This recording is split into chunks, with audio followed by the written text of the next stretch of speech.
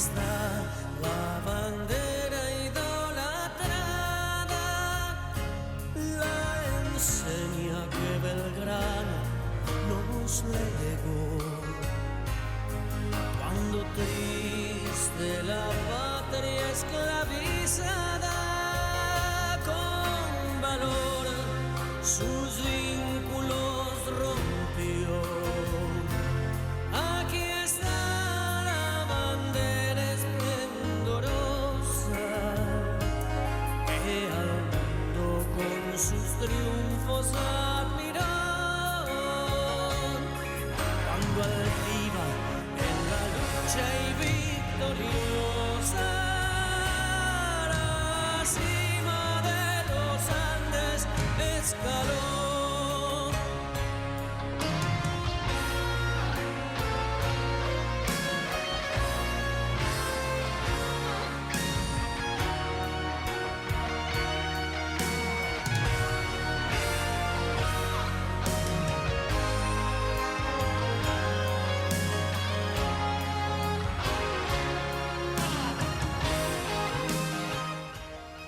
Ponemos punto seguido.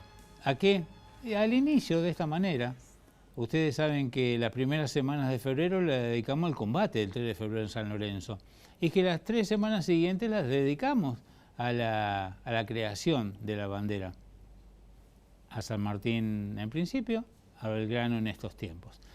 Y este punto y seguido lo hacemos con un trabajo de mis compañeros, de mis amigos de tantos años de prensa, que realizaron un documental muy bueno, absolutamente recomendable. Hoy va la primera parte, la mitad, mañana iremos con la segunda. Las postas de Belgrano. Porque todo esto ocurrió acá. Son tiempos difíciles, sí, son tiempos difíciles, pero han de pasar. Nuestra bandera ha de seguir. Con ese concepto los invito a ver el primer tramo, el primer segmento de Las postas de Belgrano.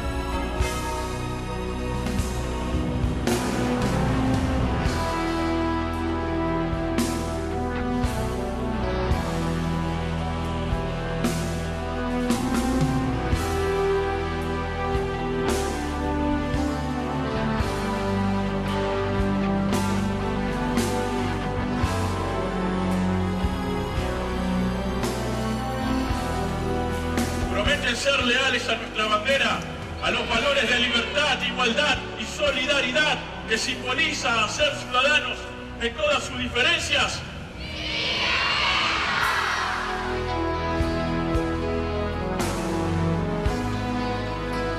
Flamean celestes y blancos los pañuelos en las manos de los niños que prometen cada año lealtad a la bandera, cada 20 de junio, en un acto cargado de emoción y de sueños. La misma emoción que fue sembrando en cada posta Manuel al llegar a la que es hoy la ciudad de Rosario, avanzando en el camino hacia la defensa del territorio y la posterior creación de la bandera. Hoy desandamos los pasos, las luchas y las ilusiones que marcaron las postas de Belgrano.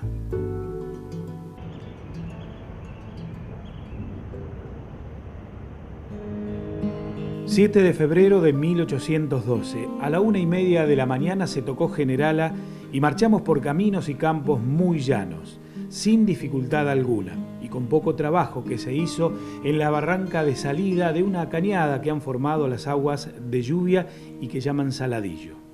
Así dejaba plasmado Belgrano sus pasos hasta llegar a este lugar en su diario de marcha. 14 días le llevó unir 350 kilómetros entre Buenos Aires y la Capilla del Rosario, viajando de noche para evadir el calor, entre pajonales y cursos de agua. Así llegaba a las aguas del Saladillo para defender el desembarco de los realistas por el río Paraná. Estamos ubicados en el lugar exacto por donde cruzó el general Manuel Belgrano en el año 1812 para venir a construir las baterías Libertad e Independencia y además, por supuesto, para enarbolar nuestra enseña patria, ¿no? Existía un lugar que era conocido como el Cañadón del Saladillo, que era un lugar donde prácticamente se podía cruzar caminando el arroyo, ¿no? Cuando Belgrano llega en 1812 a lo que era una aldea, porque Rosario era una aldea, lo hacía en un clima de bastante agobio por el calor. Ustedes tengan en cuenta que en aquel entonces todas las marchas se hacían a pie, era muy difícil proveerse de líquido para tomar y lo que era más difícil de encontrar en aquel entonces, sombra. Uno de los primeros obstáculos cuando ingresa Belgrano a nuestra aldea de Rosario es tratar de guarecerse del sol. Bueno, el río Paraná podía proveer del líquido, de poder calmar la sed, pero el tema del sol fue realmente una gran dificultad. Rosario no tenía una infraestructura como para recibir tanta cantidad de efectivos. Ustedes tengan en cuenta que la aldea tenía para aquel entonces unas 400 almas, entre 400 y 600. Y esa es la tropa que viene con Belgrano, la misma cantidad. O sea, ustedes hagan de cuenta de lo que es una ciudad como Rosario, tener una misma cantidad en efectivos que hay que dar de comer, atender. Entonces, todo esto implicó un gran desafío logístico en aquel entonces para, vuelvo a repetir, una ciudad que era muy humilde. La población tenía 2 o 3 pulperías, se conoce que hay un par de embarcaderos, no había un puerto como podía ya ser en Buenos Aires, pero tenía una vida normal como un pueblo distante de Buenos Aires y de Santa Fe. Iba creciendo la monotonía de algunos artesanos, algunos pequeños comercios y labores del campo. Viene por este lugar porque por este lugar pasaba el Camino Real. El Camino Real partía desde Buenos Aires, llegaba a lo que hoy es la ciudad de Rosario y después se bifurcaba en 2 ramales. Lo que hoy es la calle Córdoba iba directo a Córdoba y lo que es calle Santa Fe tomaba hacia Santa Fe. La parte del camino que iba a Córdoba en un determinado momento empalmaba con el camino real que iba al Alto Perú. Lo primero que hay muchos cursos de agua que vadear para poder llegar desde Buenos Aires hasta acá. Después, lo que era el calor, lo que eran las sabandijas que le llamaban a los mosquitos y todas las alimañas que habían que generaban conflictos, y la temperatura en un clima húmedo. Eso hacía que toquen general a 1:30 de la mañana más o menos y marchaban de noche para evitar todo ese tipo de problemas que tenía de lo que es el clima. El sistema de posta fue un sistema que se creó en el año 1774, teniendo en cuenta que todo lo que era servicio postal anteriormente a eso se hacía a través de embarcaciones por el río Paraná, pero era demasiado lento. Entonces, para agilizar todo eso se creó un servicio de postas, donde, bueno, las postas sabemos que eran lugares donde existía un responsable que era el maestro de posta, y bueno, habitaciones muy rudimentarias donde los viajeros podían descansar y también había corrales con caballos para hacer el recambio, ¿no? Se habla siempre de los patricios que acompañaron a Belgrano, pero en realidad él vino con distintos regimientos. Los patricios en realidad venían con una especie de castigo a Rosario porque habían sido degradados allí en Buenos Aires por cuestiones políticas. Realizaron una revuelta que fue conocida como la revuelta de las trenzas. Ellos tenían justamente unas especies de coletas, ¿no?, que los diferenciaba. Pensemos que las tropas en aquel momento, los regimientos en aquel momento se diferenciaban por cuestiones sociales, ¿no? Y los patricios eran personas de familias importantes de Buenos Aires. Entonces les mandan cortar estas trenzas, por eso se dice la revuelta de las trenzas, y los degradan. De regimiento número 1 de patricios pasan a regimiento número 5 de infantería. En el puerto de Montevideo estaba el grueso del ejército español y utilizaban lo que es el río Paraná como una vía de introducción hacia el interior del país, abasteciéndose de alguna manera de los poblados ribereños, ¿no? A partir de allí es cuando el gobierno decide la construcción de baterías de defensa y se eligió justamente las barrancas de Rosario para ese fin.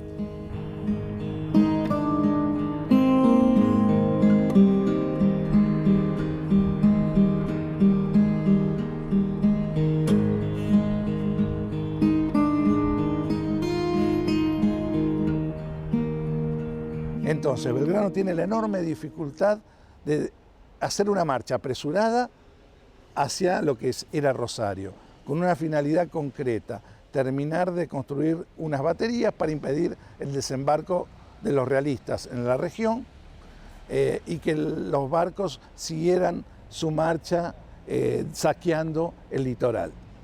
Por esto es importante señalar entonces que tienen muchos méritos los de Belgrano. Por un lado, la urgencia. Él tuvo que recurrir a una tropa que quizás no estaba preparada para salir a la acción, la tuvo que organizar, tuvo que hacer una marcha apresurada en medio del sol y la aridez del terreno, de la sed. Bueno, llegó a Rosario y por eso, y no es casual que Belgrano haya llegado a Rosario, venía a un lugar que él ya conocía y sabía que iba a contar con el apoyo tan importante para un ejército de aquel entonces al que le faltaban muchísimas cosas para operar.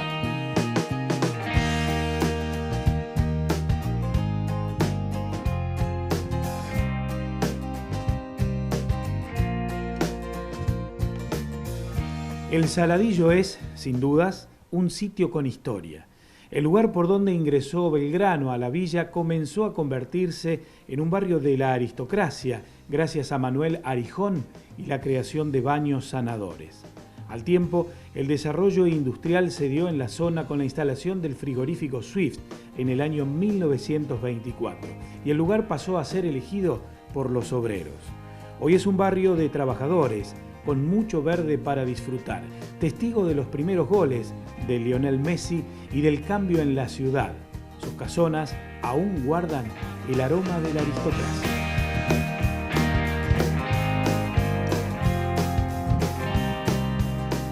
Así es como empieza a venir la aristocracia rosarina, por eso encontramos estas casonas que hay aquí en la Avenida del Rosario, y esa aristocracia rosarina lo empieza a tener a este lugar como un lugar de diversión de fin de semana o un lugar de descanso, ¿no? No solamente edificaban sus casonas, sino que su vida social estaba en torno a este lugar, ¿no? Eso dura aproximadamente unos 25 años y a partir de la llegada del Swift ya el barrio se empieza a popularizar y esa aristocracia rosarina se empieza a alejar de esta zona y el barrio pasa a ser pura y netamente un barrio popular, ¿no? Bueno, Manuel Belgrano cruza el arroyo Saladillo, imaginemos que todo esto era campo, ¿no? Con su regimiento de infantería.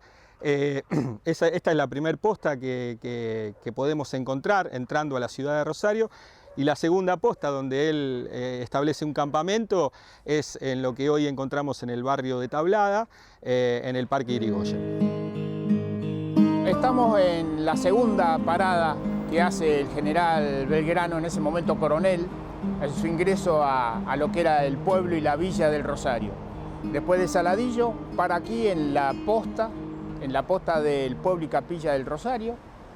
Era una posta de la posta real del camino de Carrera al norte hacia el Paraguay, y esa posta estaba por un maestro administrada, y había postillones que eran encargados, que hacían las veces de manejo de caballos y bueyes. Pensemos que él todavía era coronel en ese momento, ¿no? Pero además no era un desconocido para el pueblo, porque él ya había pasado por Rosario anteriormente, en 1810, pasó en 1811, cuando va hacia el Paraguay en misión diplomática, acompañado de una persona que tuvo mucho que ver con lo que después sucedió aquí, que fue Vicente Anastasio Echevarría. Vicente se hace amigo de Belgrano a principios de 1800 y era abogado, y además tenemos que destacar también que Vicente fue el único rosarino que estuvo en las jornadas previas al 25 de mayo en Buenos Aires. Manuel Belgrano ya había pasado por Rosario en su camino al Paraguay en 1810, allí se hace amigo de Navarro, del cura y también de Vicente Echevarría, y luego, bueno, en esta vuelta es apoyado por ambos y es el camino donde encontraban en Rosario una posta para poder descansar, para poder quedar sus tropas un tiempo para después seguir hacia el norte. La Tablada es hoy el barrio de Hospitales del Parque Hipólito Yrigoyen, la Estación Central Córdoba, la estatua del Che Guevara, la emblemática Biblioteca Vigil y el fútbol con el Estadio Gabino Sosa. Pero la transformación desde el paso de Belgrano por el lugar fue variada, pasando por los mataderos al ferrocarril, hasta la actualidad, con su propia identidad. En 1874 se instala el matadero municipal, entonces se empiezan a armar corrales para ganado de diferentes tipos, para faenar, y eso trae aparejado que las quintas empiecen a ver algunas casas humildes. El nombre original de este barrio es Matadero. Luego la gente popularmente lo empieza a decir La Tablada. Los emblemas de La Tablada son la estación Rosario Central, que es una estación que tiende a ser declarada Monumento Histórico Nacional, sufrió un incendio en 1921 y fue restaurada en 1925, y a partir de ahí en 2016 tuvo una restauración, una nueva restauración.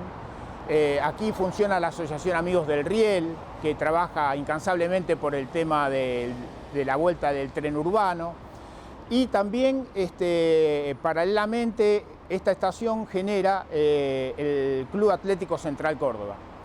O sea, atrás de esta estación se genera un movimiento de primero ferroviarios, y a partir de 1905, después de 1906, toma el nombre de Central Córdoba y se desarrolla el Estadio Gabino Sosa. Belgrano sabía muy bien dónde venía y conocía a la gente y lo que era necesario. Venían destruidos del cansancio de esta marcha, y faltando muy poco antes de llegar al poblado, llegando al arroyo Saladillo, piensa, no podemos llegar como derrotados. Pensemos que salieron de Buenos Aires en enero y fue una travesía larga, con muchos de sus soldados a pie, algunos oficiales a caballo y Belgrano que venía en una carreta. Pero cuando llegan más o menos a la altura de Calle Alem y Virasoro, allí los reciben las autoridades del pueblo en aquel momento, y él decide bajar de la carreta, subirse a un caballo, le dice a sus soldados que se pongan lo mejor posible. Esto explica ya desde ese momento que para Belgrano Rosario era un experimento comunicacional. Es decir, era retemplar los ánimos fundamentalmente, retemplar los ánimos de la tropa que estaba con él y retemplar el ánimo de los paisanos que iban a luchar con la tropa. Entonces, en función de eso, es que es altamente simbólico. Desde el primer momento que Rosario entra en la vida de Belgrano, porque ya había estado, hasta este momento de febrero, él va conociendo que Rosario tiene una potencialidad como para hacer lo que después haría, que es animarse a crear la bandera. Aquí fue recibido por las autoridades Manuel Belgrano que tardó 15 días en venir de Buenos Aires hasta este caserío, y a una legua de aquí se pasó de su carruaje al caballo, alistó a las tropas. Él venía en carruaje porque ya estaba enfermo. Y bueno, aquí en esta esquina es donde es recibido y acompañado hacia lo que es hoy la Plaza 25 de Mayo. El caserío y las autoridades del lugar estaban pidiendo acompañamiento al gobierno patrio porque temían una agresión por el Río de la Plata desde Montevideo. Y es por eso que Belgrano llega y es acompañado por este regimiento, por esa tropa, pero también por toda la población, que eran no más de 600 personas que vivían en el lugar. Cuando Belgrano pasa por acá en su diario personal, el diario de marcha, él cuenta cómo, estando a una legua de Rosario aproximadamente, se encuentra con el alcalde de ese momento, Alejo Brandoli, el comandante Pedro Moreno, ¿sí?, que salen a recibirlo y a ofrecérseles, es decir, que estaban ahí para ayudarlos en cualquier cosa que necesitasen, ¿sí? Y desde aquí continúan camino por la calle Real, hoy la actual Buenos Aires, hasta la Plaza 25 de Mayo, en aquel entonces la Plaza Mayor o la Plaza de las Carretas. Eran unos 600 habitantes, unas 6 familias acaudaladas que tenían unos 45 esclavos. Vivían en casas cercanas a la alcaldía o al lugar de las autoridades, con sus casas con corrales, y algunos vivían a lo mejor más alejados porque no querían cumplir con lo que se le pedía en el momento. Pero eran familias que desde el primer momento le dieron el apoyo total a Manuel Belgrano, no solo con materiales, sino también con toda mano de obra. Incluso reunieron hasta 8 carpinteros para armar estas baterías Independencia y Libertad. La relación de Belgrano con la población de Rosario fue muy buena desde el principio. Recordemos que ya apenas desatada la Revolución de Mayo, Belgrano tiene que hacer una campaña al Paraguay y apenas llegado a la provincia de Santa Fe, los primeros que se ponen a disposición de Belgrano para acompañarlo a Paraguay son los rosarinos. Es la milicia rosarina, la primer milicia del interior junto a la de San Nicolás, que voluntariamente se presentan para luchar con Belgrano. Entonces, ya hay una relación bastante marcada en ese sentido. Fueron momentos de grandes angustias y zozobras. ¿Por qué? Porque no es que la tropa realista desembarcaba y de buena manera pedía lo que necesitaba. Bajaba, saqueaba, llevaba vidas, en el peor de los casos, pero la mayoría siempre desolaba llevándose lo que necesitaba para mantenerse, los pertrechos. Entonces, ya con anterioridad a febrero de 1812, la aldea había tenido que huir varias veces en función de posibles desembarcos. El hecho de que llegara a Belgrano implicó una sensación de seguridad también. Rosario, a partir de acá, tiene un crecimiento relativamente lento con lo que iba a pasar después, en 1852, cuando Urquiza declara a Rosario ciudad y la declara puerto principal de las provincias del interior. Es acá cuando Rosario comienza a tener un crecimiento exponencial, ¿sí? Y para 1858 se calcula que la población de Rosario se había triplicado, ¿sí? Entonces, ¿por qué voy a este año? En 1858, bueno, ya los límites ya habían avanzado, ¿sí? Y un grupo de vecinos propone la creación de un mercado de frutos acá, ¿sí? Entonces, bueno, este lugar, esta plaza, pasa por sucesivos nombres, tiene un nombre como Paseo Arteaga, Plaza de las Carretas, pero le termina quedando el nombre de Plaza López en honor a Juan Pablo López, que fue un militar, un político argentino, gobernador de Santa Fe, él fue quien concedió el permiso para establecer aquí un mercado de frutos. En 1865 este espacio fue corral de caballos y mulas para la provisión del ejército en la Guerra del Paraguay.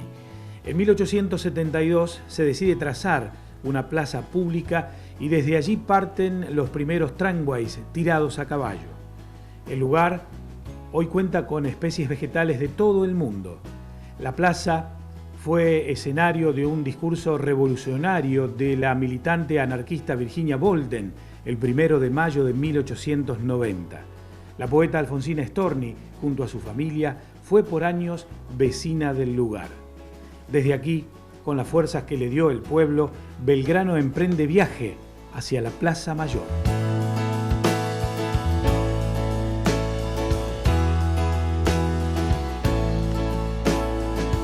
La llegada de Belgrano se vivió con una conmoción alegre, venir a tener a Belgrano en la ciudad, que es la segunda vez que ingresaba.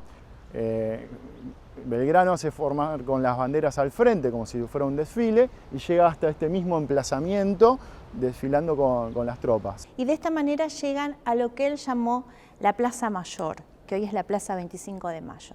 Allí despliega sus tropas y presenta toda la formación al pequeño pueblo, que eran aproximadamente 600 personas.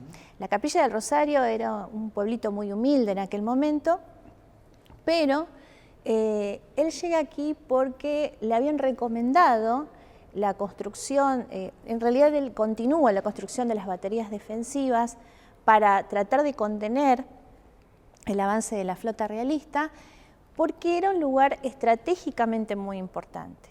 Pensemos que acá había barrancas muy altas, de más de 20 metros aproximadamente, y desde allí se tenía una vista muy amplia hacia el río Paraná.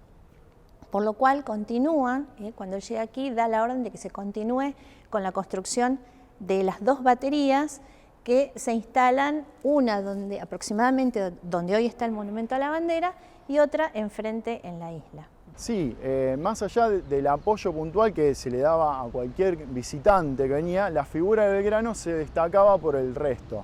Belgrano era una persona que conocía el lugar y apuntaba a mejorarlo, entonces eso era muy bien recibido por lo que eran las fuerzas vivas y sobre todo por los gobernantes. Algún beneficio, alguna mejora, algo mejor iba a dejar Belgrano en su paso. Y bien, primera parte, primer segmento de Las Postas de Belgrano, este trabajo especial realizado por, documental casi, ¿no? Realizado por la gente de prensa, por mis compañeros de trabajo de tantos años. Mañana vamos con la segunda parte, en el marco de tener presente, de hacer, entre comillas, un poquito de docencia, de ayudar a aquel que tenga ganas de ver cosas que nos pertenecen. Las Postas de Belgrano, primer segmento hoy, segundo segmento mañana, así que pues bien, será hasta entonces.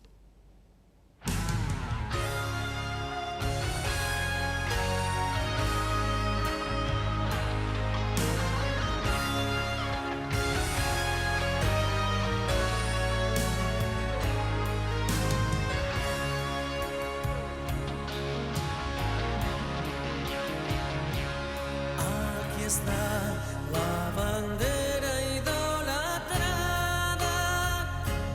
la enseña que Belgrano nos legó.